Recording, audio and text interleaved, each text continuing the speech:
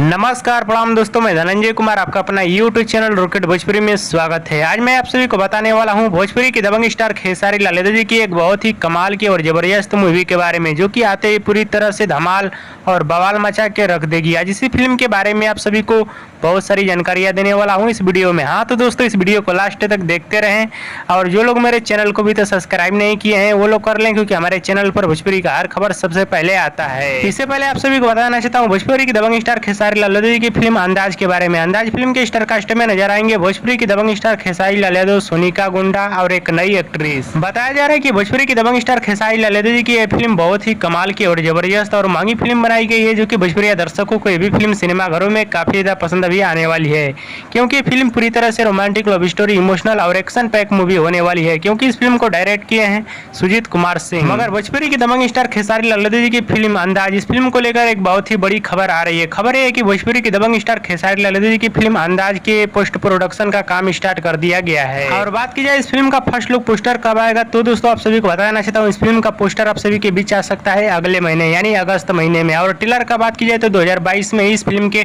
Trailer को आप सभी के बीच रिलीज किया जाएगा और फिल्म को भी। हाँ तो दोस्तों, हमारे इस वीडियो को आप लोग पूरा देखिएगा, तभी आप लोगों को पूरी बात समझ में आएगी। और दोस्तों, भोजपुरी की दबंग स्टार खेसारी लाल यादव और सोनिका गुंडा का वीडियो पसंद आए तो ज्यादा लाइक करें, कमेंट करें, शेयर करें, सब्सक्राइब करें। धन्यवाद दोस्तों।